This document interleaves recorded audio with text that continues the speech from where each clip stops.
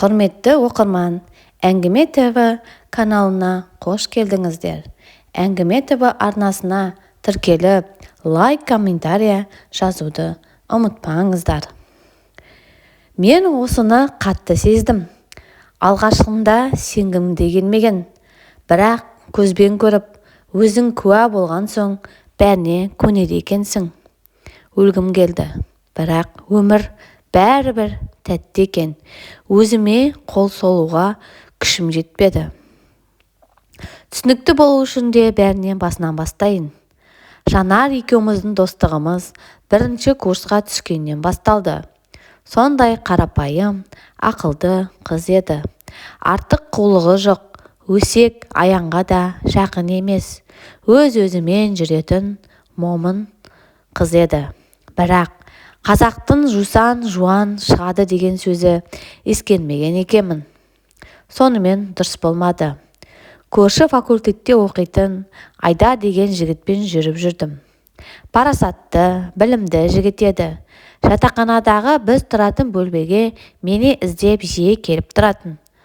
Тіпті курстағы қыз жігіттер Айдар екеуміздің махаббатымызға қызыға да қызғана қарайтын. Бүгінгінің қыз жібегі мен төлегеніңсіңдер деп жататын. Қойыңдаршы, ол екеуі өмірде жолы болмаған махаббат иелері ғой. Ал біз үйленуге бір шаңырақтың астында мәңгі бірге тұруға келісіп қойдық. Әлгі біздің тойымызда боласыңдар деп мен мәз болушы едім. Әттең, бәрі менің жоспарлағанымдай болмай шықты. Жанар екеуміз жатақхананың 2 адамдық бөлмесінде тұрушы едік. Содан болар, Айдар Жанармен де жақсы таныс болды. Кейде жатақханада мен болмаған кезде Жанар Айдар келіп кетті, шай қойып бердім деп жымиып отыратын. Сөйтсем, ол бекер жымимайды екен. Бір гәп бар болып шықты. Сонымен өмір өтіп жатқан. Жаз келіп студенттер каникулға кетті. Мен де Ақтөбедегі туған үйіме тарттым. Жанар Таразға, ал Айдар туған жері Семейге кеткен. Құдайға шүкір, Айдармен телефон арқылы күніне неше рет хабарласып, сағынышымды басып жүрдім. Ол да сағындым деп жиі айтатын. Бірақ бірде-бір жұмыстарымен жүрмін. Біраз уақыт хабарласа алмаймын, ренжіме дегенді айтты. Неге ренжимін? Жұмысыңды алаңдамай бітіріп ал, аман сау болсаң болды деп те қоя салғанмын. Сол күннен бастап Айдардың телефоны өшті. Бірде курста бірге оқитын бір қыз хабарласып, сенімен жүріп жүрген Айдар жан подружкан Жанарға үйлену алыпты ғой деп төбеме жай түсірді. Басында қалжың екен деп қалдым, бірақ шын болып шықты. Не істерімді білмедім. Дәл сол кезде жынданып кете жаздағаным рас. Ол күні ағыл-тегі жылаумен өткіздім. Ертеңінде Айдарды танитын достарына шығып, оның жаңа нөмерін тауып хабарластым. Кешір, Сәуле, жағдай солай болып қалды деп, мен сені сүйемін деп жүріп, Жанарды сүйіп қалдым. Кешір деп телефонды өшіре салды. Сол күні кешкілік телефоныма Жанардың өзі шықты. Сәулежан, Құдай үшін кешіре көрші. Бұл жерде Айдардың кінәсі жоқ. Бәріне мен бейбақ кінәлімін. Саған келіп жүргенде Айдарға мен де ғашық болып қалдым.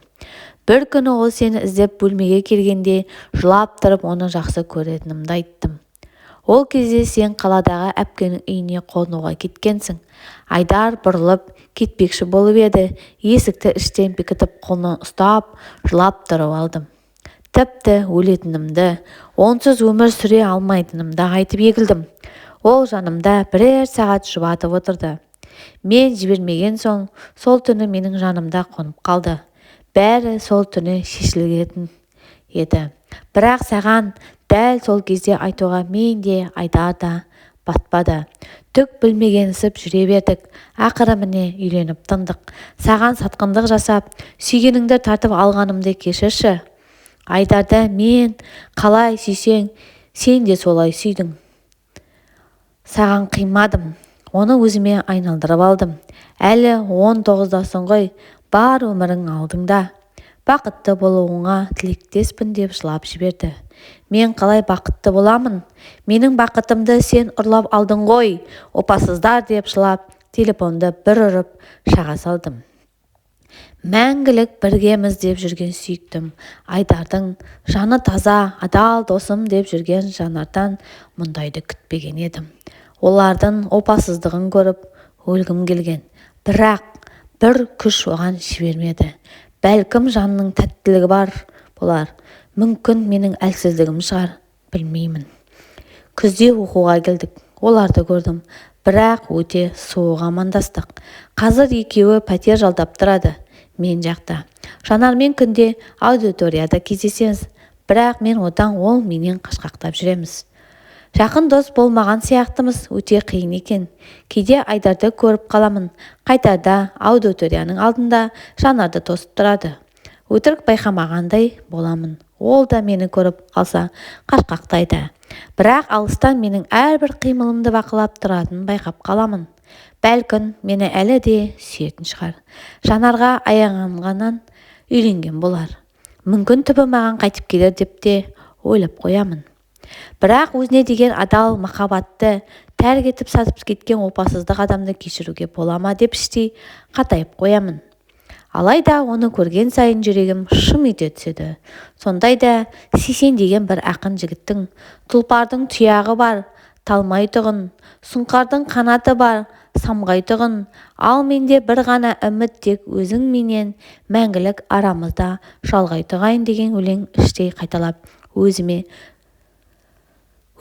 өзі көзіме жас толып кете береді. Шын қалай сүйген адам үшін махаббаттың азабын шегу нағыз тозақ екен. Бірақ бәріне көнесі екенсің.